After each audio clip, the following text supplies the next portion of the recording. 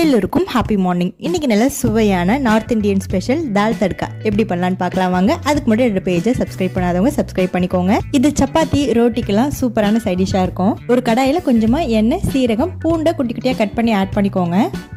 பூண்டு நல்லா colour change ஆனதும் 2 பெரிய வெங்காயத்தை குட்டி குட்டியாக கட் பண்ணி ஆட் பண்ணிக்கோங்க. வெங்காயம் நல்லா வதங்கினதும் 2 பெரிய தக்காளியை கொஞ்சமாக உப்பு ஆட் பண்ணி நல்லா வதக்கி எடுத்துக்கோங்க. கூடவே கொஞ்சமாக மஞ்சத்தூள், 2 டேபிள் ஸ்பூன் அளவுக்கு மிளகாய்த்தூள், 1 டேபிள் ஸ்பூன் அளவுக்கு கரம் மசாலா இதெல்லாம் ஆட் பண்ணி நல்லா வதக்கி எடுத்துக்கோங்க. நான் ஒரு 100 கிராம் துவரம்பருப்பை 3 விசில் விட்டு நல்லா வேக வச்சு எடுத்திருக்கேன். பருப்பு நல்லா வெந்து வந்திருக்கணும், முழுசாக இருக்கக்கூடாது. கூடவே 2 பச்சை மிளகா, 1 துண்டு இஞ்சி, கொஞ்சமாக மஞ்சத்தூள் ஆட் பண்ணிக்கோங்க.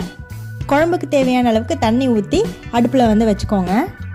இது மாதிரி நல்லா கொதித்ததும் நம்ம வதக்கி வச்சுருக்க வெங்காயம், தக்காளி இதோட ஆட் பண்ணிக்கோங்க. ஒரு 5 நிமிஷம் எல்லாம் ஒன்று சேர்ந்து கொதிச்சா போதும். சர்வ் பண்ணுறதுக்கு முன்னாடி நெய் ஆட் பண்ணி சர்வ் பண்ணுங்கள். கண்டிப்பாக ட்ரை பண்ணி பார்த்துட்டு கமெண்ட்ஸில் சொல்லுங்கள்.